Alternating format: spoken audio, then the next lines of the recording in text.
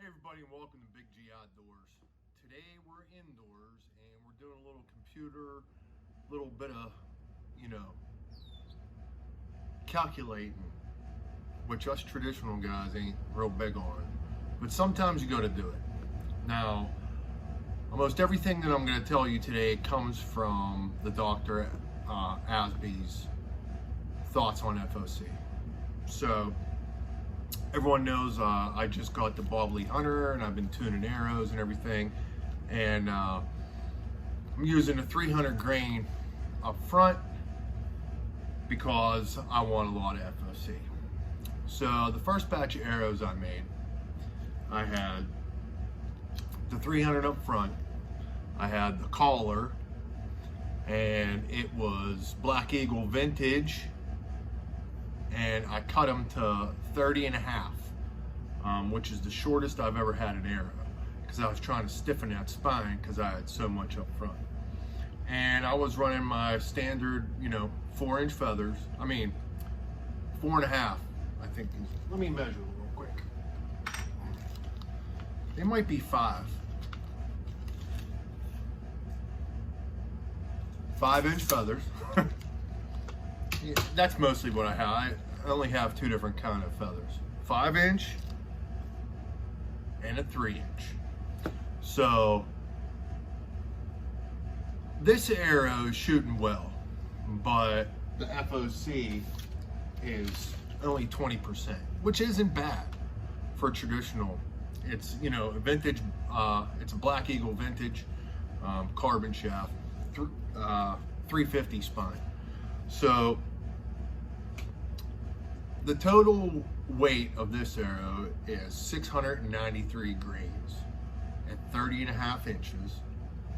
And the balance point is like 21 and a half. So it's gonna give me a 20.5 FOC. Now, when I was bare shafting it,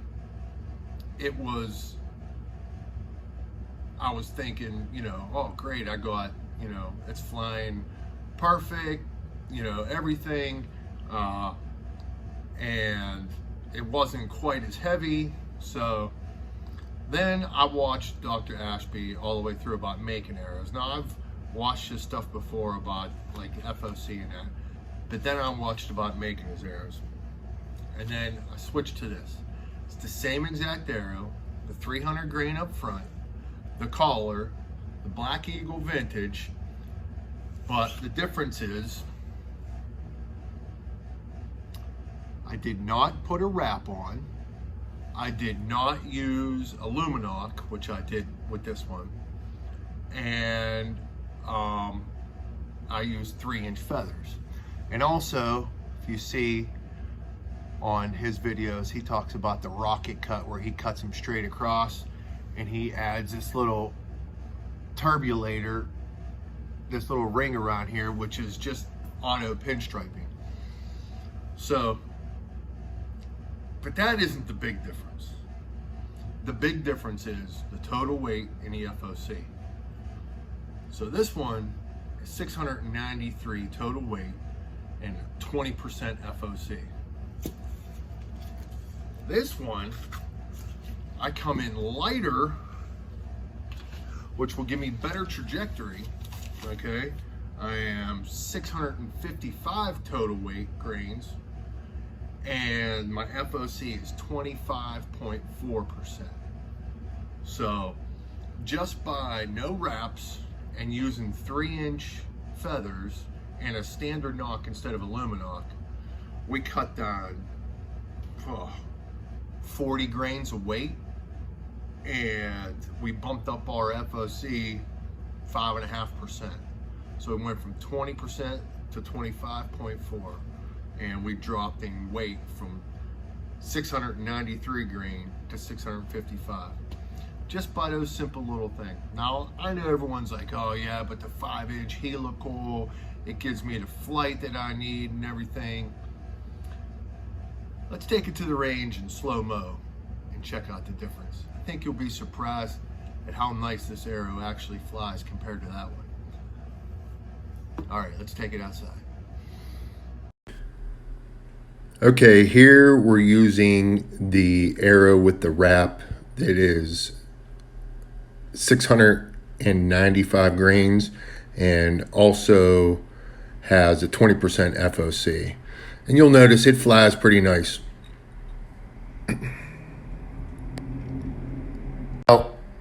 Now here's the Dr. Asby arrow, 655 grains, 3-inch feathers, and the turbulator, and also 25% FOC. So